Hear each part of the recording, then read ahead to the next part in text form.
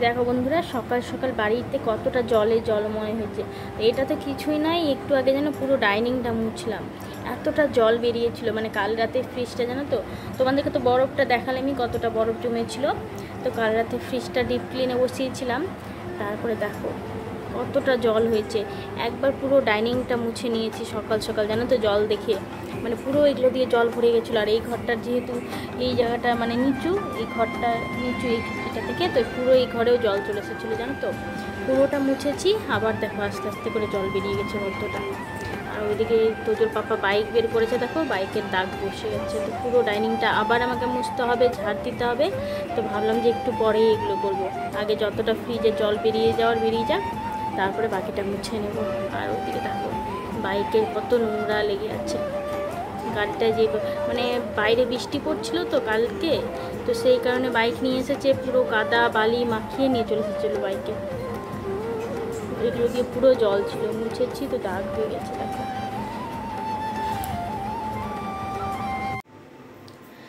শুভ সকাল বন্ধুরা, আশা করি সবাই খুব ভালো আছো, সুস্থ আছো। আমিও খুব ভালো আছি।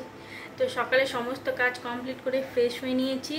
তারপরে জানো তো আবার দেখো ডাইনিংটার অবস্থা তোমাদেরকে দেখালেবি। তো কালকে জানো তো মানে ফ্রিজে কি একটা নিতে যেন গিয়েছিলাম, দেখছি পুরো ফ্রিজ জুড়ে বরফ জমে গেছে। আর কালকে তোমাদেরকে ফ্রিজটা দেখিয়েওছিলাম আমাদের, তো ফ্রিজটাতে বরফ জমে গেছে। তো এবার ফ্রিজের যে বরফ গলানোর সুইচটা থাকে সেটা আমি চিপে দিয়েছিলাম।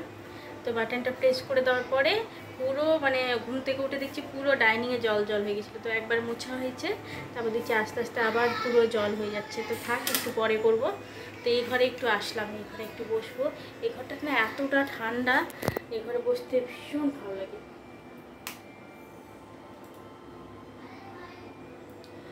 তো এই ঘরটাতে মানে এতটা ঠান্ডা, সারাদিনের পর যখন দুপুরের দিকে একটু মানে ঘুমানোর ইচ্ছে করে, তো এই ঘরে এসে একটু ঘুমানো হয়। এতটা ঠান্ডা এই ঘরটা, কী বলবো। তো যে ওই ঘরে টিভি দেখছে, ও তো জানোই টিভি দেখার। আর আমার এখন কাজ বলতে সকালের কাজ মোটামুটি হয়ে গেছে, এখন রান্নাবান্না দেখি কি করা হয়। আর কালকের ভিডিও তোমাদের সাথে শেয়ার করা হয়নি, কালকে বিকেলের পর থেকে তার রাতে। তো হ্যাঁ বাবা, জাহাজ বানিয়ে দিতে পারবো? এত বড় জাহাজ? হ্যাঁ, আমি তো বানিয়ে দিতে পারবো না বাবা, কাগজে লিখে দিতে হবে। ঠিক আছে। তো কি যেন বলছিলাম আমি, ও কালকে তোমাদের সাথে তো ভিডিও শেয়ার করা হয়নি। তো কালকে রাত্রে আবার তো যে বাবা মাংস নিয়ে এসেছিলো, তো মাংস রান্না করেছি। ও জানো তো মাংস নিয়ে আসলে একটু বেশি করে নিয়ে আসে, সেই মাংসটা মানে রান্না করে রাতে খাওয়া হয়েছে, আবার কিছুটা থেকেই গেছে। কিছুটা বলতে বেশ খানিকটাই আছে। তো দুপুরে ভাবছি যে আর কি তেমন কিছু রান্না করবো না, শুধু তোর জন্য একটু ডাল করবো, ডাল ছাড়া খেতে পারে না। তোর জন্য একটু ডাল করবো আর ভাত করবো। তাহলে মাংস তরকারিটা বেশ খানিকটা আছে, সবার ওটাতে হয়ে যাবে। তারপরে রাতে আবার রুটি, কদিন ধরে রুটি করছে, তো রাতে রুটি করে দেবো। আর এখন কয়েকটা জামা কাপড় আছে, সেটা কাচবো। আর যেহেতু আজকে শনিবার, তো যারা আট আছে, তো রান্না না থাকলে তো বেশ ভালো হয়, কারণ দুটোর দিকে আমাকে বাড়ি থেকে বেরিয়ে যেতে হয় সমস্ত কাজ কমপ্লিট করে। তো শনিবারের দিনটা যদি রান্না না থাকে তো ভীষণ শান্তি পাওয়া যায়, জানো তো। মনে হচ্ছে কেউ যদি এসে আমার রান্নাবান্নাটা করে দিত শনিবারের দিনে, তো খুব ভালো হতো। তো মানে শনিবারের দিনের কমসে কম কাজটা যদি কেউ এসে আমাকে করে দিত তো খুব ভালো হতো। চলো বেশি বসে থাকবো না। তোমরা হয়তো ভাববে যে বসে থাকলে হয়তো কাজগুলো কে করে দিবে, তোমার কাজ তোমাকে নিজেই করতে হবে, তুমি বসে বসে আড্ডা মারবা। তো চলো ওই কাজগুলো করে নিই, আর বেশি বসবো না। তো একবারে দুপুরের দিকে ঘরে এসে একটু রেস্ট নেবো। তো তাড়াতাড়ি কাজগুলো কমপ্লিট করে নিই, আবার দুটোর দিকে বেরালে সোয়া 2টার সময় ওখানে পৌঁছে যাবো। আর 2:30টার সময় ওর দাদাভাই চলে আসবে। আর বাইরেটা জানো তো দিনটা মেঘলা করছে, জানি না বৃষ্টি হবে নাকি। বৃষ্টি হলে তো আবার 8টা বন্ধ হয়ে যাবে, এমনিতে তো সপ্তাহে একদিন। তো চলো বেশি বকবক করবো না, ভিডিওটা বড় হয়ে যাবে না হলে। চলো কাজগুলো শুরু করি। তারপরে সেই সকাল সকাল চলে আসলাম রান্নাঘরে। আমাদের তো সকালটা রান্নাঘর দিয়েই স্টার্ট হয়। তো সকালে যেন তো চিনি শেষ হয়ে গেছিলো, চা করতে যেয়ে দেখি যে চিনি একদমই ফুরিয়ে গেছিলো। তো সেই চিনিটা কেটে রেখেছিলাম, তো এখন সেটাকে ঢেলে নিলাম। আর এদিকে সেই যে সকালে বাসনগুলো মেজে রেখেছিলাম, তো উপর করে রাখা ছিল, তো এখন সেই বাসনগুলোকে তুলে দিই, নাহলে ওই জায়গাটা এখন রান্নাবান্না করব, তেল ছিটে পড়বে আর অনেকগুলো বাসন জড়ো হয়ে যাবে। সেই কারণে ওই বাসনগুলো আগে ঝুড়িতে তুলে দিই। আবার তো একটু পরে এক গাদা বাসন জড়ো হবে, তো ওই বাসনগুলো তুলে না রাখলে ওখানটাতে আবার কী করে বাসন মেজে উপর করে রাখবো। তো আজকে হচ্ছে শনিবার, আজকে তো তোমাদেরকে বললামই তো জোড়া 8 আছে, তো সেই কারণে তাদের করে সমস্ত কাজগুলো গুছিয়ে নিব। আর আজকে একটু রান্নাঘরের নিচটা পরিষ্কার করব, প্রচণ্ড নোংরা হয়ে গেছে। তো চলো তাড়াতাড়ি করে দেখি কতক্ষণে কাজগুলো করতে পারি, কারণ আমাকে তো সমস্ত কাজ ওই 1:30টার মধ্যে কমপ্লিট করতে হবে। স্নান টান করে ওই খাওয়া দাওয়া করতে করতে 2টো, আর শোয়া 2টোর মধ্যে ওখানে আমাকে পৌঁছতে হবে। তো চলো বন্ধুরা তাড়াতাড়ি করে কাজগুলো সেরে ফেলি।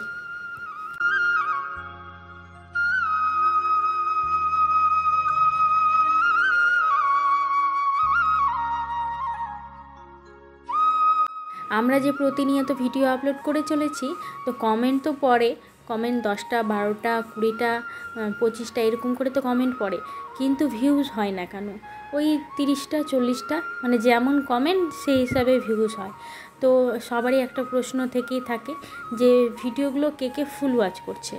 তো সেটা জানো তো আমি অনেক টেক চ্যালেঞ্জ বলো, টেক চ্যানেলগুলো বলো বা অন্যান্য অনেক দিদিভাইয়ের কাছ থেকে সেই যে বিষয়গুলো আমি এখন আস্তে আস্তে অনেকটা বুঝতে পেরেছি যে আসলে পুরো ভিডিও কারা দেখে। তো সেটাই আজকে আমি তোমাদেরকে একদম সহজভাবে বলবো। যে সবাই তো কমেন্ট করে যে ভিডিও দেখেছি, পুরোটা শেষ করলাম, পুরো আছি, এগুলো কমেন্ট হামেশাই সবাই করে। তো ভিডিওটা আসলে সম্পূর্ণটা কে দেখে, তো সেই বিষয়ে আজকে তোমাদেরকে কিছু কথা বলবো। তো এইদিকে দেখো রান্নাঘরে কি নোংরা করে রেখেছে ইঁদুরে, পুরোই এতটা ইঁদুরের অত্যাচার হয়েছে কি বলবো। ওইদিকে জানো তো আমি ভাতটাও বসিয়ে নিয়েছি, কারণ সকালে জল খাওয়ারে কী খাবো সেটা ভেবে পাচ্ছিলাম না। তো সেই কারণে ভাতটাও বসিয়ে দিয়েছি, একসাথে ভাতটাও হবে, আলুর সেদ্ধ ভাত। সকালে একবার খেয়ে নেবো, তারপরে আবার দুপুরে একবার ওটা দিয়েই, যেহেতু মাংসের তরকারি আছে মাংস দিয়ে খেয়ে নেবো। রান্নাটা আমাকে আর দুপুরে কম করতে হবে। আর রান্না যদি একটু না করতে হয় না, ভীষণ ভালো লাগে। তো সেই দিন এই কোটাগুলো কিনে নিয়ে এসেছিলাম বিশাল থেকে, ভীষণ ভালো জানো তো।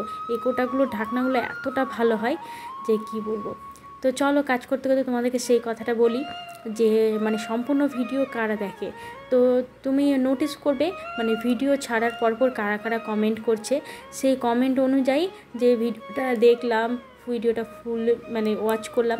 তো ভিডিওটা কমেন্ট করার সঙ্গে সঙ্গে কি না, তুমি ভিডিওটাতে যে অ্যানালাইটিক্সে যেয়ে দেখবে যে ওয়াচ টাইম কতটা বেড়েছে। আমাদের যে ভিডিওর অ্যানালাইটিক্স হয় সেখানে যেয়ে দেখবে যে ভিডিওর ওয়াচ টাইমটা যদি খুব স্লো যায়, খুব একটা উঁচুর দিকে না উঠে, তাহলে ভাববে সে শুধু তোমার ভিডিওতে ক্লিক করে বেরিয়ে চলে এসেছে। আর যা কারো দেখবে যে ভিডিওটার ওয়াচ টাইম হালকা একটু উঁচুতে উঠেছে, তার সে তোমার ভিডিওটা মোটামুটি দেখেছে। দেখে সবাই তো আর ফুল ভিডিও দেখতে পারে না। এই জিনিসটা একমাত্র জানো তো ভিডিওটা আপলোড করার কিছুক্ষণের মধ্যেই তুমি বুঝতে পারবে। আর না হলে বেশিক্ষণ হয়ে গেলে বা একদিন পার হয়ে গেলে না, খুব একটা বোঝা যায় না। তো খেয়াল করবে ভিডিওটা আপলোড করার 2 ঘন্টা 3 ঘন্টা বা 4 ঘন্টা পরপর কারা কারা ভিডিওটাতে কমেন্ট করছে, তারা ভিডিওটা ফুল ওয়াচ। আর প্রতিদিন কী হবে বলো তো, প্রতিদিন তো একজনই প্রতিদিন তোমাকে প্রথম ভিডিওতে কমেন্ট করবে না, একজন এক একদিন ভিডিওতে কমেন্ট করবে। তো সেই হিসাবে কিছুদিন তুমি লক্ষ্য করবে, প্রায় 3-4 দিন লক্ষ্য করার পর দেখবে যে কারা কারা তোমার ভিডিওতে ফুল ওয়াচ করার পর কমেন্ট করে, কিংবা অর্ধেক ওয়াচ করার পর কমেন্ট করে। তো কি বলো তো, ফুল ওয়াচ বা অর্ধেক ওয়াচ করার পরও দেখবে তোমার ভিডিওর ইমপ্রেশনটা না বাড়বে। কিন্তু যারা ভিডিওতে সামান্য ক্লিক করে কমেন্ট করে বেরিয়ে আসবে, তারা ভিডিওটা না দেখুক, লাইক না করুক, কমেন্ট না করুক, ঠিক আছে, কিন্তু ভিডিওটাতে ক্লিক করে লাইক কমেন্ট সবই করে বেরিয়ে চলে আসবে, অথচ ভিডিওটা দেখবে না। এতে জানো তো ওর ও বুঝতে পারছে না, ও ভাবছে আমি সবার ভিডিওতে কমেন্ট করব, সবাই এসেছে আমার ভিডিওগুলো দেখবে, কিন্তু ও বুঝতে পারছে না যে ও নিজের ক্ষতিটা নিজেই রাখছে, তার সাথে সাথে তোমারও ক্ষতি করছে। তো এই জিনিসটা আমি হয়তো আমার চ্যানেলটা খুব একটা গ্রো করেনি, তবে কি বলো তো, আমি বেশ 2 বছর ধরে তো ভিডিও করছি, তো এই জিনিসটা আমি বুঝতে পেরেছি। তো এদিকে তোজো পাপা আমাকে প্যান্ট সেলাই করতে দিয়েছিলো, একদমই ভুলে গেছিলাম, সেটাকে এখন বসে বসে সেলাই করলাম। আর এদিকে তোমরা ভাবছো যে এটা কী জিনিস, তাই না? এটা হচ্ছে আমার চুলে দেওয়ার তেল।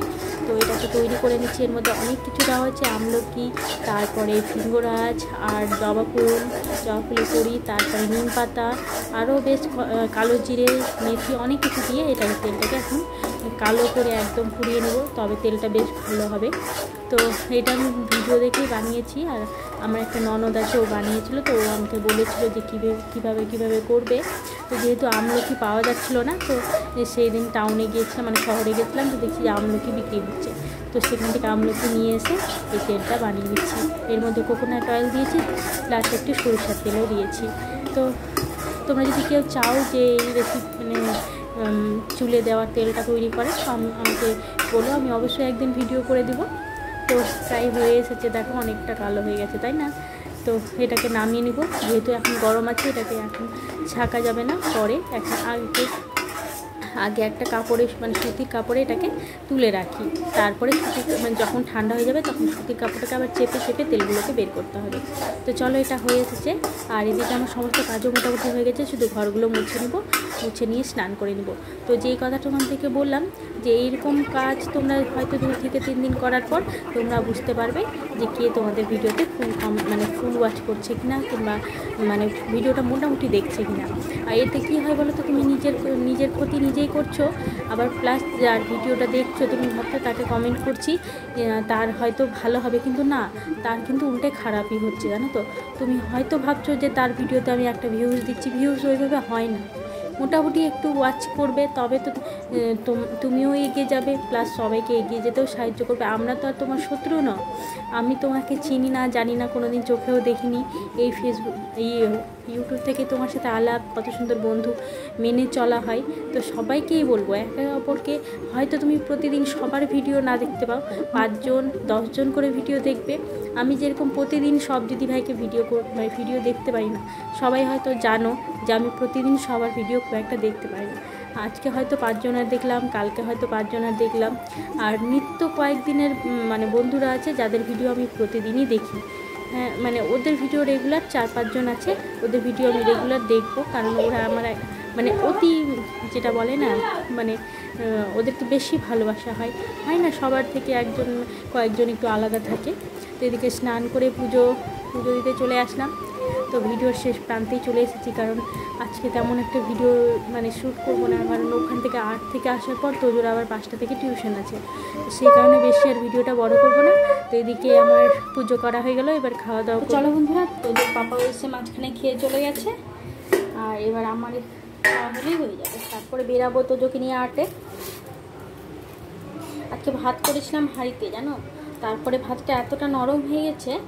তো ভাত যদি হাঁড়ির মধ্যে নরম হয়ে যায়, সে ভাত যদি তুমি ঢেলে রাখো কোনো কিছুতে, অন্য কিছুতে, তারপরে দেখবে ভাতটা আবার সেই ঝরঝরে হয়ে গেছে, মানে খুব বেশি নরম না, মোটামুটি ধরে নাও যে একটু নরম হয়ে গেছে। তো ওই ভাতটা অন্য কিছুর মধ্যে ঢেলে রাখবে, দেখবে যে ভাতটা আস্তে আস্তে নিচের মতো হয়ে যাচ্ছে। তো চলো, একটুখানি ভাত থেকে গেল, এত ভাত তো আমি আর খেতে পারবো না, আমি একটুখানি নিয়ে নিলাম, কারণ অনেকটা পথ আবার হেঁটে যেতে হবে, সেই কারণে খাওয়া দাওয়ার পর জানো তো হাঁটা যায় না। ফাইনালি মাংস শেষ হয়ে গেল, তো এতটা আমি তাও খেতে পারবো না, জানো তো, মানে মাংস আমাকে ইদানিং একদমই খেতে ভালো লাগছে না। তো একটুখানি ঝোল আর একটা পিস নিয়ে নিলাম, ঠিক আছে, এটাও নিয়ে নিই, আর এটা থাক। চলো বন্ধুরা, তোজোকে খাইয়ে দিয়েছি, আর এদিকে আমার খাওয়ারটাও বেড়ে নিলাম, হাতাহাতি দিয়ে খেয়ে দিয়ে এবার বেরিয়ে ডাল করেছিলাম। আর চলো, আজকের ভিডিওটা এই পর্যন্ত শেষ করলাম। ভিডিওটা ভালো লাগলে অবশ্যই লাইক কমেন্ট শেয়ার করে দিও, আর যারা নতুন দেখছো তারা প্লিজ চ্যানেলটাকে সাবস্ক্রাইব করে চ্যানেলের পাশে থাকো। আর ভিডিওর সম্বন্ধে যেগুলো কথা বললাম তোমরা কয়েকদিন মেনে চলো, দেখবে অবশ্যই তোমরা এটার রেজাল্ট পাবে। তবে এর প্রতিকারও কি আমি অবশ্যই মানে এই খোঁজ করে তোমাদেরকে জানাবো। তো চলো।